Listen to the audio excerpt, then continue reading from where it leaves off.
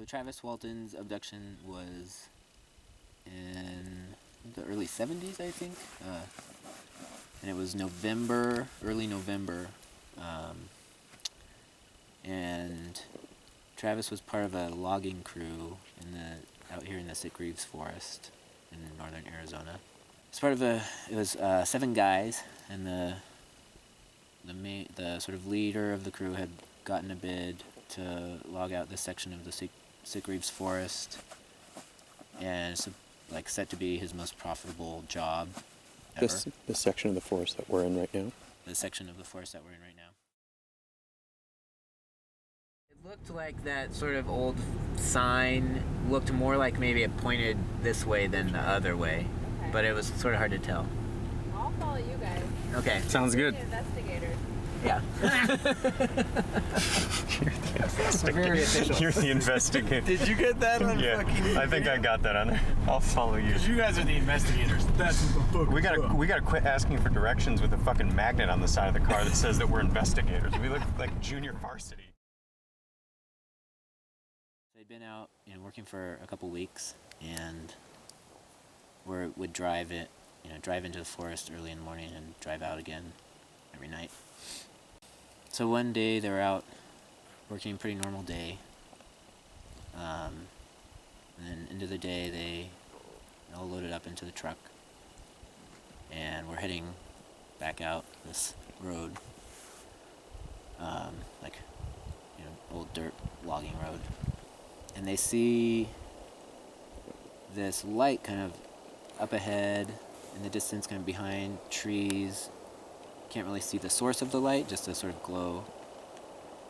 And they get a little bit closer, and they kind of come around this bend, and there's this bright white light off to the right of the road, a little bit east of the road, coming from a stand of trees, behind this stand of trees. They can't quite see where it's coming from. And they stop, and they're just kind of hanging out a little bit confused. They don't really know they don't know what's going on. And Travis opens his car door and steps out of the car and starts kind of approaching the source of the light, and describes this hovering object that's sort of describes it as 2 pie plates stuck together with a sort of dome on top and light all around. And Travis keeps approaching, and all of a sudden there's this sound and a flash of light. It's sort of described as a flash and a beam hits Travis and knocks him backwards, and he falls down. And the other guys in the truck freak out, slam the door closed and take off down the road.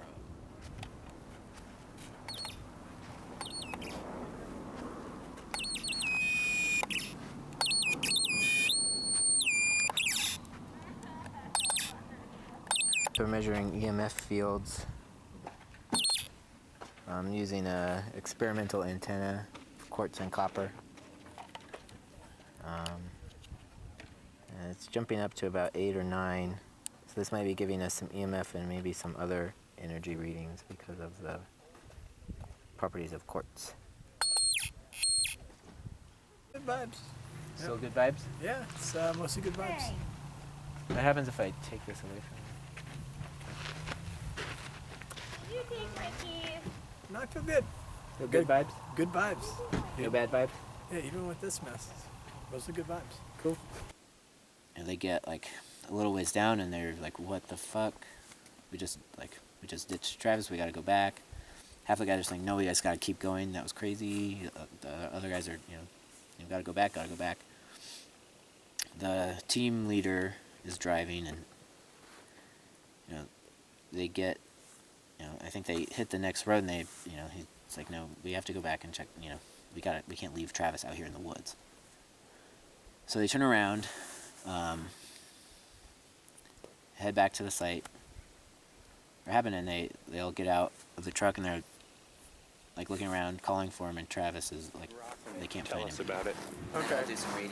Purportedly means that, like, supposedly, right? Yes. Purportedly does mean supposedly. Like, hardly yes. fucking literate. So, we're at Giant Rock in California, and A little bit north of Landers. a little bit north of Landers, California, and purportedly, this is the largest freestanding boulder in the world, and I guess people hypothesized that aliens dropped it here specifically because it's radically too large to be moved otherwise.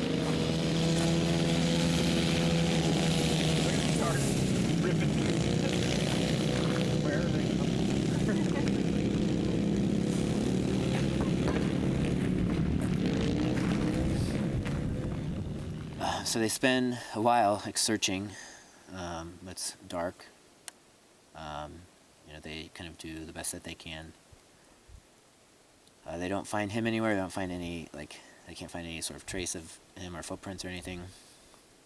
So they decide to go back into town and get a sort of larger search party going. Oh yeah, no, I hear all these alien stories. It's crazy. But he's like, there's a military base right over there, and they like train for Iraq there. So he's saying like at night a lot of the times when they're running exercises at night, because they have like a replica of an Iraqi city like on the other side of that hill. Shut up. And he's saying at night when they're doing exercises at night, they'll like rocket tons of flares, like the ones they use for night operations. And he's like, it's crazy. Like it becomes like daylight. What the flares are in the sky, and then they hit the ground, and they keep rocking shit up. And he's saying they do.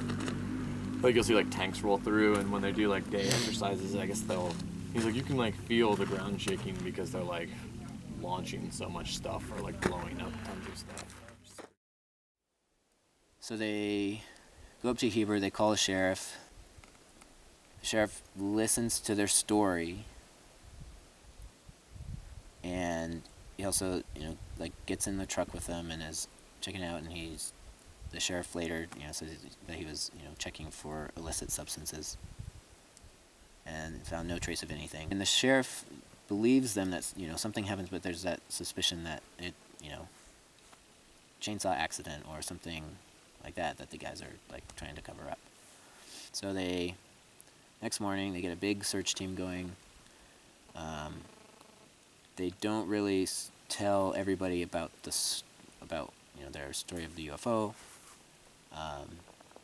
They kind of just leave it as a missing person.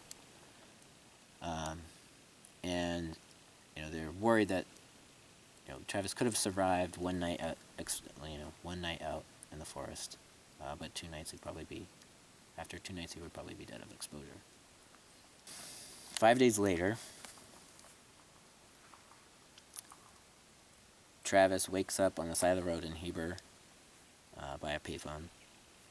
Sort of comes to consciousness, sees a light, kind of like flying away. Is panicked, is able to call, I believe, his sister, who lived in Snowflake, I believe. And his sister's husband drives out, it's like 3 a.m, drives out, picks up Travis from this payphone in Heber, Arizona, takes him back to town. Travis kind of hides out that night, just sleeps like that night, and the rest of the day he eats ravenously. And then the sheriff comes by, and they get word that Travis returned. And then the sheriff questions Travis about what happened, and Travis describes the light being knocked down, and then his memory sort of fades out. He later has some brief memories start to surface, and it's really like 2 little incidents that he remembers from those 5 days. One of them is waking up on a table in what seems to him like a hospital room. Describes it as like stainless steel, and all of the table and other sort of shelves and objects in the room being sort of this continuous metal form. And he gets up and leaves that room and describes walking around a sort of like half circle hallway. He's trying to find a way out of this place. There's a door off to his right. He goes through this door and describes another room with a sort of like chair kind of console in the middle and this domed roof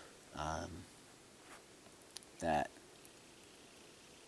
is like a star map, and he's not sure if it's a projection of the stars or a window. He like pushes some buttons on this console on the chair. The stars kind of like move around. At that point, he I think leaves the room, and then his memory is sort of like clicks out again. And then there's another incident in which he remembers like being led off of some craft and kind of walking through a sort of hangar, and describes seeing the the craft that he saw in the woods, and then two other kind of like oblong silver crafts, and it's like led across this space. That's all.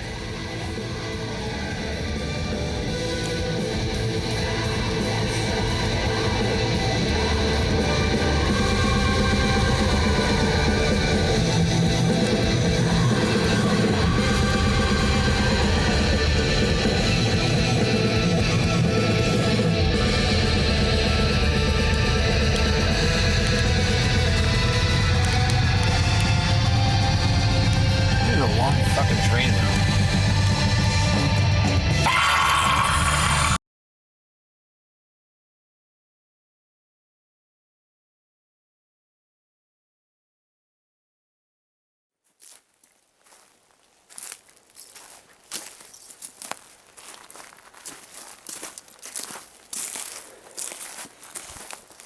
How close are we? We're pretty close. Probably like a tenth of a mile or something. So, I think it was 1975, in early November. There was a group of, I think, 7 guys that were out here doing logging. And there's like one foreman, whose name was Mike, and he was very good friends. One of his very good friends, Travis Walton, was part of this logging crew. And so Mike had this contract to log like a stretch of this forest. We think a little bit south of where we are now. And it was like set to be his most profitable logging contract that he'd ever had. So he had like 6 other guys with him. And everybody, the range in ages was like something from like 18 or 19 up to like 28 or 29. And they'd been out here working for a couple weeks, like really early mornings, and staying like essentially until sundown. One night they were like leaving their logging plot. There's this road that runs here, a little bit like just west of us, and heads like further into the forest. And so they were coming down this road, and somewhere around, like right up here, they stopped because they saw this like bright light and this clearing behind this stand of trees. And they talked about a clearing. And this looks like it. GPS say we're in the right spot? Oh, we're just a little bit, a short distance. It's just like right over in here. So this is probably where they were Parked? where they stopped. They saw the light over here? Yeah. Sort of like just before this, there's this bend up ahead. Mm-hmm. And sounded like they pulled off sort of right at this bend. Right. Well, there's a pull-off right here. Yeah. And they describe stopping probably here, Right. and a light being sort of like behind a stand of trees Mm-hmm. off this direction. And Travis got out, and there's some sort of compulsion, To go to the light. approached the light to investigate it, and afterwards, it sort of doesn't really know why he got out, and that's kind of a common theme. Right.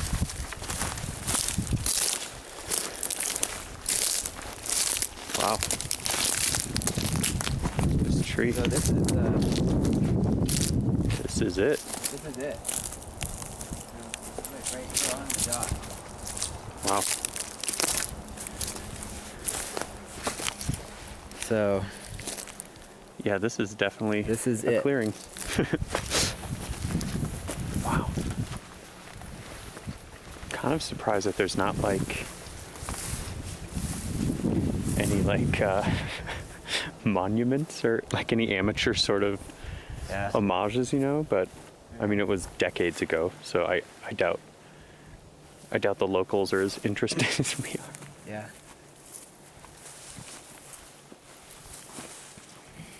Yeah, this is where it happened. Wow. So he gets out of the truck, he approaches the light to investigate, and he describes this like kind of a classic flying saucer shape. Describes it as two pie tins put together with this dome on top and surrounded by white light panels. And he's approaching it. The guys in the truck are freaking out, yelling at him to get back in the truck. Get back in the truck. He's not listening. Approaches closer to the object. He's just kind of watching it. Everybody hears this low sound, and there's this beam or bolt of light shoots out of the object, hits Travis, and Travis is knocked down onto the ground. The guys in the truck freak out, slam shut the truck door, and just take off down the road back towards Heber. They're driving and freaking out, we gotta get out of here, oh, we left Travis, we gotta go get Travis, kind of going back and forth. Mike, the foreman, who's also Travis' friend, eventually it's no, we have to go, we can't leave Travis out here. So they turn around, come back, and they stop. Mike gets out of the truck, and he can't find Travis. They're calling for him, he's not there. There's not really any sign of him. They spend a little bit looking, and then decide, they've done what they can. They're still super freaked out. So they get back in the truck and they drive into Heber, which is that town.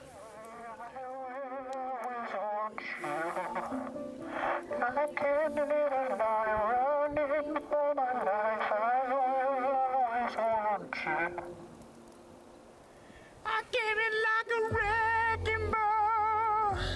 I never felt holding on. All I wanted was to break your walls. All you ever did was wreck me. Yeah, you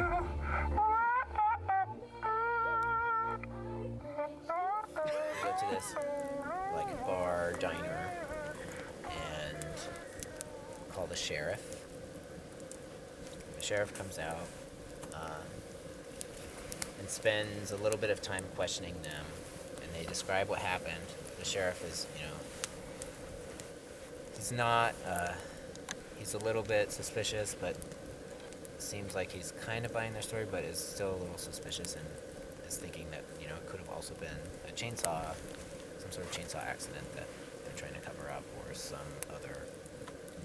something else that they're trying to cover up. But he's not totally, he doesn't, shoot down their UFO story right away. He spends time talking to each of them individually, he like gets in the truck to question them, and just like says that he was getting in the truck to question them, but also to look and kind of check out the truck for signs of drug or alcohol use. He doesn't see any. So he's not sure if he buys their story, but he buys it enough to not immediately, arrest all of them. The sheriff and a couple deputies and the guys come back out here that night, look again. They don't find anything, like really no trace. They spend a little bit looking and decide to, call it a night and come back in the morning. So they all go back to Snowflake, which is about a half hour to 45 minutes away. In the morning, they reconvene, they come back out. Most of the guys on the logging crew, except for, I believe, the youngest, Dallas, was very, freaked out and couldn't really handle it. Come back out with the sheriff, and the sheriff has gathered a large search party. So they comb through the woods with dogs, looking for really any trace. The sheriff, has his guys looking for any sign of Travis, even,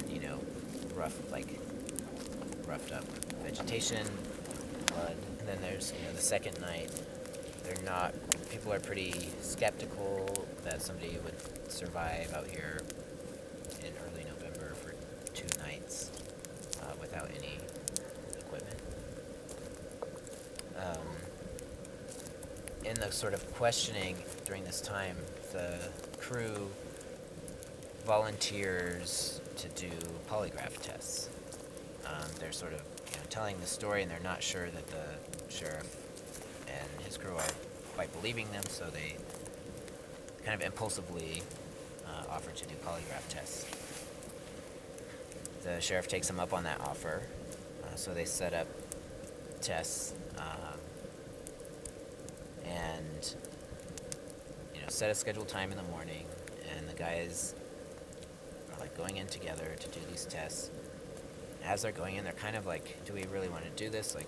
Everything that I know about UFO cases, the government tries to cover it up. Are they going to believe the stories that we tell them? Are they going to rig the tests?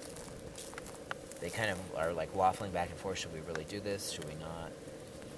If they decide that we're lying, then that's sort of it for us. But they eventually decide to do it. They're each tested individually and run through a series of yes or no questions for the most part that are both, addressing, did you see this light in the forest? Did you see a UFO? Was Travis hit by this light and knocked down? Was there a chainsaw accident? So sort of covering both sides of the possible explanations that they have. All 6 of the guys pass the test except for one, Dallas. But I'm just kind of doing a count, amateur style. It got over 40. Maybe it gets a little hard towards the end, but maybe 48, 50. I got to 45. And then I actually wasn't really discerning. From that core out to Yeah. So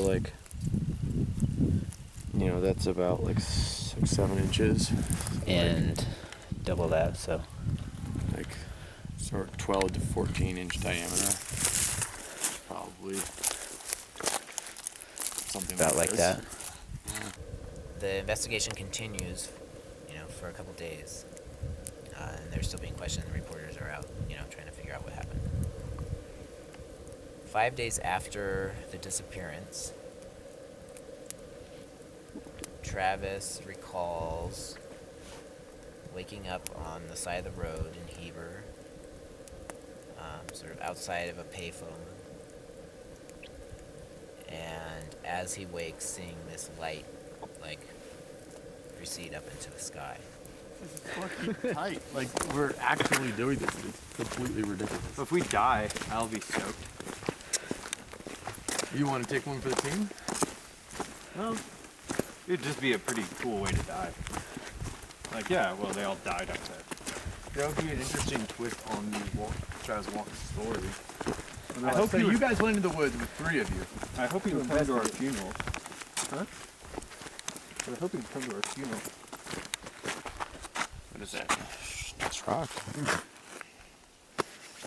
Cool artifact. It's all art with this one.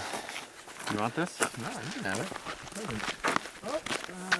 Especially when Dallas is wielding that chainsaw all precariously as he was wont to do. I think he was doing that on purpose. So what if you just trip, fall, and die, and then we playing with a chainsaw accident? We boys covering up. Chainsaw action up there? He managed to, make a collect call to, I believe, his brother and his brother's wife's home in Snowflake. Calls them. So they drive out. It's like the middle of the night. Drive out and they find Travis waiting, like in Heber, waiting at the payphone. Pick him up. And in Travis's memory, it's only been, a few hours. Like his sort of, he sort of recalls passing out and then waking up and is thinking that it's the same night.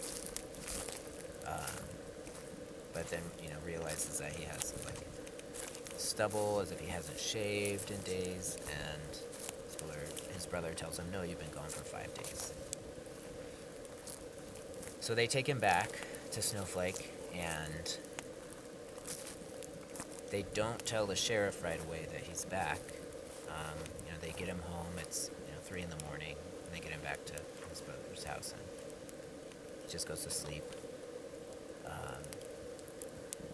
They figure that they want to let him take some time to recover and rest before they call the sheriff and tell the sheriff that he's here, because that'll bring reporters, etc., etc. The sheriff, though, through some means gets wind that he's there, the next morning and shows up. Travis doesn't really exhibit to the extent of what you would see, the signs of exposure that you would see from somebody who had been out here for 5 days. Travis isn't really exhibiting those kind of signs of trauma, but he's shooken up and just wants to sleep and eat, essentially. The sheriff has Travis also take a polygraph test. And Travis recounts seeing the craft in the clearing and being knocked unconscious and then waking up on the side of the road. He takes a polygraph to that extent and he passes. Over the sort of ensuing period of time, Travis is trying to figure out what happened in that missing time, and he at one point is convinced.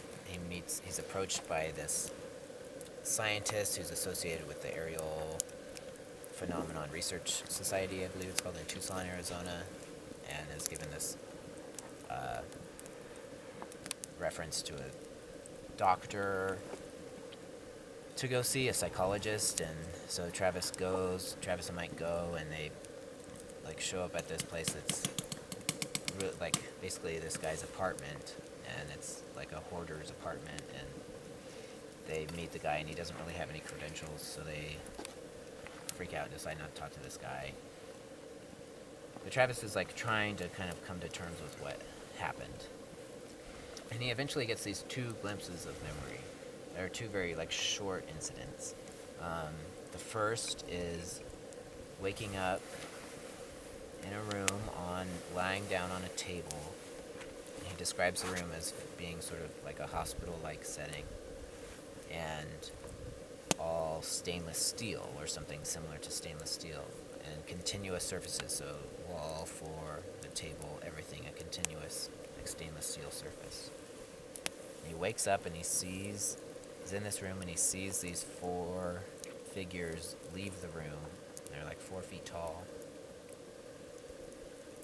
He gets up and he exits the room out that door. He's trying to find a way out. He doesn't know where he is. And he describes walking down this curving hallway. And there's a door off to his right. He goes through this open door. And he enters this chamber with a domed ceiling. And what is either a window looking out on the night sky, or like a projection of a starscape. And in the middle of the room is this chair and these buttons. And it also has the same continuous sort of surface. Travis pushes some buttons. He's trying to figure out where he is and what is going on. Pushes some buttons. The sort of starscape starts moving. Travis leaves that room. Starts heading, further down the hallway, trying to find some sort of exit door. And his memory sort of fades out. The other little snippet of memory that he describes is being led out of a craft, and it's like the craft that he saw in the clearing, and led across this sort of hangar space by 3 figures that are the average human height, and also seeing like a couple other crafts in this same room. So time passes, and Travis and all of the rest of the crew sort of stick to their story. Mike loses the logging contract because he can't get his team to come back out and finish the bid. So somebody else has to take it over. And life just sort of goes on. They retake the polygraph test 30 years later.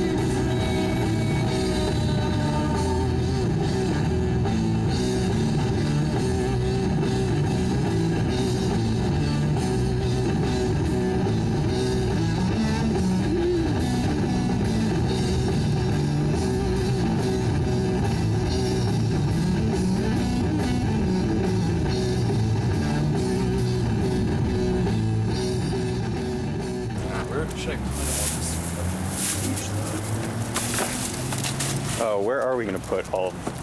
We didn't really think about that. I can put like 130 racks in, I guess. Zizek eats McDonald's. He eats fucking porno at the dumpster, dog. He's like, you got this porno? No.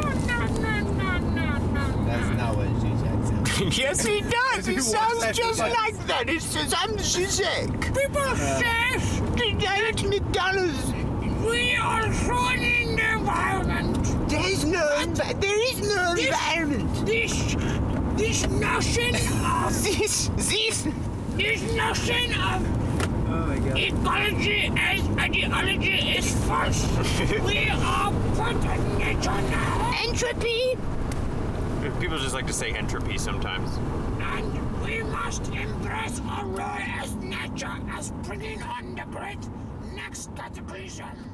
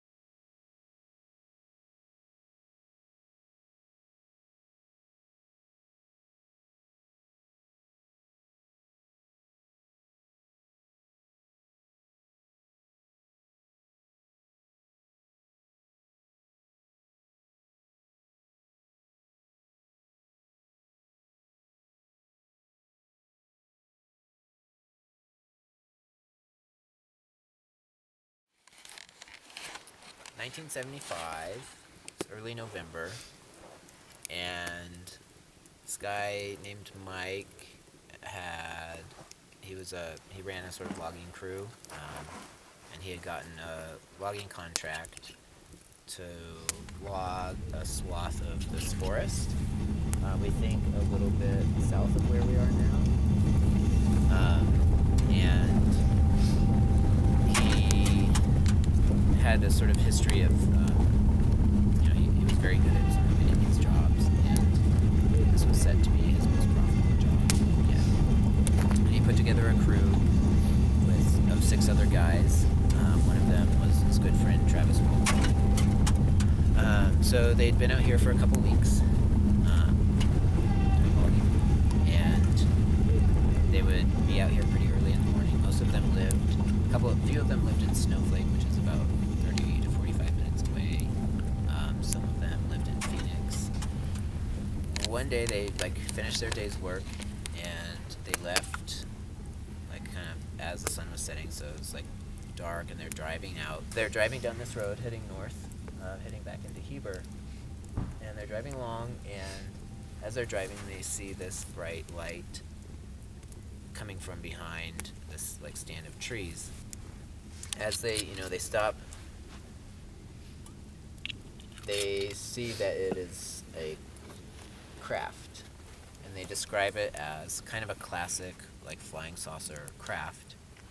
They describe it as Travis describes it as 2 pie plates kind of put together with a dome on top and panels of white light all the way around. And it's hovering there in the clearing. Travis, for some reason, gets out of the truck, and later, he describes getting out of the truck and approaching this craft, and he describes not really knowing why he's doing this, but just this compulsion.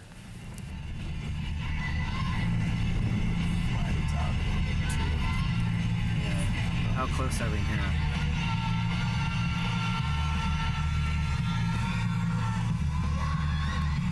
What? Did we pass it? We did? Yeah, because Zoom out here. the phone is not reliable in locating where exactly we Okay. Well, should we go back up a little? I mean, that just looks like it just drops off, so. Maybe we want to go back up to where it's a little Maybe bit. we go a little further and around this bend up to We could try that. He gets out of the truck, he approaches and walks into this clearing and approaches this craft that's hovering there.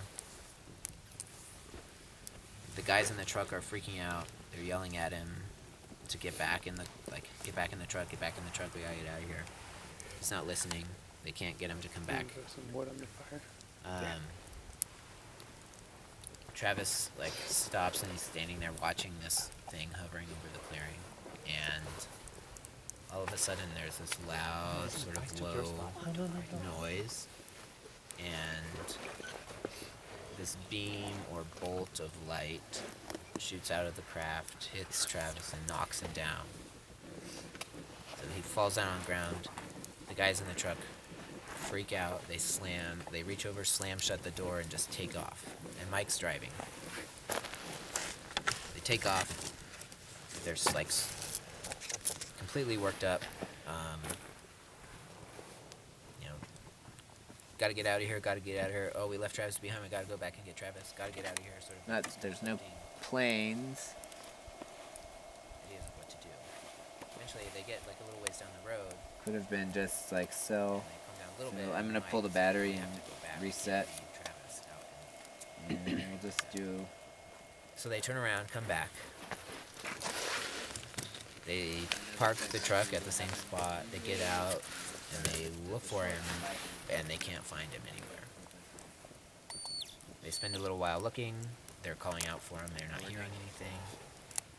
The craft is gone. The craft is gone. Getting a general reading. They get back in the truck. They drive into Heber for control. They stop at this diner. I short spike to 10. I hold it. We call the sheriff. Doesn't look like we're getting much else. Hold it down for background.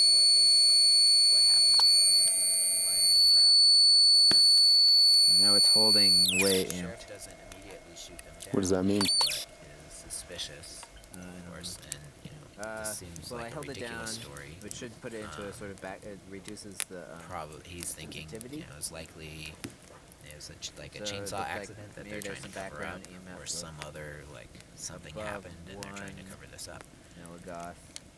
But the sheriff doesn't shoot them down immediately either. He takes the time to listen to their stories. He gets into the truck with each of them and listens to their story. And he's also, when he gets into the truck, sort of investigating for, looking around for evidence of drug or alcohol use in the truck, and he doesn't find any. So he hears all their stories.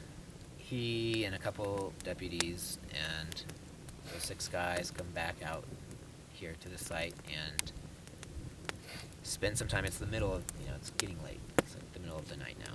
And they're looking around. They can't find anything. There's still, no evidence of Travis. They're calling for him. They don't hear anything. They decided there's nothing really else that they can do right then. So they call it a night.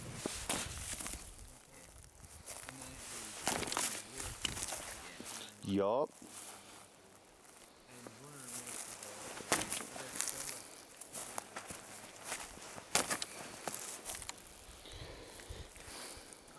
Trying to find some wood. Wow, I'm trying to find some wood. Yeah. Got some here. Yeah, some more.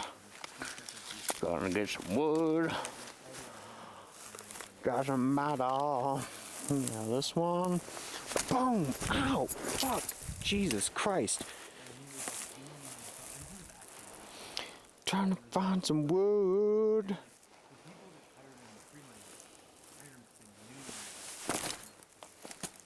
Trying to find some wood. So the next morning, they come out here searching for any dogs, a large group of people, and they comb the forest. And the sheriff doesn't tell everybody about this story about the UFO. He sort of it's just a missing person case, but keep an eye out for any evidence of foul play or an accident. They comb through the woods. They don't find anything. They're looking for drops of blood or rust, messed up vegetation or anything, and they're not finding anything noteworthy. They search for the day. Night comes again, and they call it off back home. And they're thinking, it's possible that he could survive. Somebody could survive a night out exposed in early November here. 2 nights is pretty unlikely. So there's not, a lot of hope that Travis is going to be found alive. Stars shift, equally tomorrow. This time, But right now, directly in front of me is the American flag. they feel like people might fight for years. So even if we move the chair, just reorient it. It's when I look at it visually, it looks like it's a centimeter from So the tallest sort of air takes them up or on snag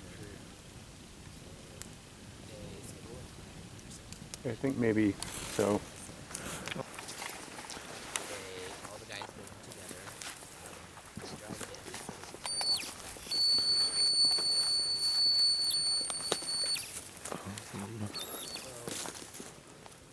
heard stories about other UFO sightings that have been covered up by the government. Spiking, it's pretty heavy off the meter, and then some small spikes at 8 and 3. Are they going to rig the test and say that we're lying?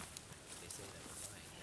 Seems like it's When they eventually decide somewhat to go through the inconsistent though. Where were you? Will you repoint the camera? That's where it was pointed. test the What the fuck is right there? Yeah. It runs them through a series of yes Are you getting stuff on your audio? No, I can, everything that, oh, Jesus. Okay, and now it's doing the, like, static interference from, like, a phone at the same time. That's going fucking nuts. It doesn't normally go nuts that long, It right? doesn't. What are you standing on? All of the six guys stick to their story. Okay, it's also, like, really, I'm getting a bunch, oh my fucking god, that's loud.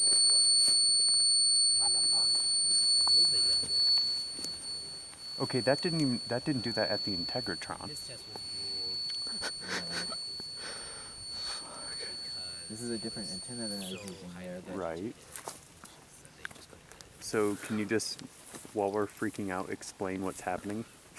5 days after. Can I explain what's happening? Not literally, I just mean, can you explain the mechanics of what's going on right now? the side of the road. Like, why is it, not why, but what is it reading? Well, it's reading. This is measuring electromagnetic fields, and I have this, and then it's modded, and I have an antenna on it that is a like amplification antenna beyond the traditional Gauss meter, but Places a collect call to his And so it's reading brother what type of fields? electromagnetic, Okay. which would be the same, sort of signals that would cause interference in your audio. Right. And I got, like, for a second there, the same thing that was happening with the cell phone, but They've been receiving that calls from people because outrageously of high-pitched this UFO squeal story and the was media's blowing it up. pretty People are calling atypical them Yeah, that harassing whole of time anything it else was, that we've... that whole time it was. And for a second, he's like making debates, that sound. The needle was like off this the is just chart another prank call. and holding there. Usually it'll But do then like decides, a- so I'll take Yeah, it because it's a if it is really him, I have to take this. So he takes the call. It's Travis. And Travis asked him to come pick him up. So his brother drives another 45 minutes from Snowflake to Heber, Turn your phone off. picks up Travis, Are you serious? and in Travis's mind, in his memory, he remembers, being knocked unconscious and waking up, and he feels like in his mind, it's the same night. Then he realizes that, like, he has, a few days worth of stubble on his face, like, he's a little confused, and his brother says, no, you have been gone for 5 days. Travis has, at this point, Phone's turning back on. no Mine memory is, of man. this I got my period. little apple. He It's gonna remembers turn- seeing this the isn't craft plugged in being yet. knocked down by this light. So waking up. I'll plug this in. He also takes a polygraph test. Sticks with his story.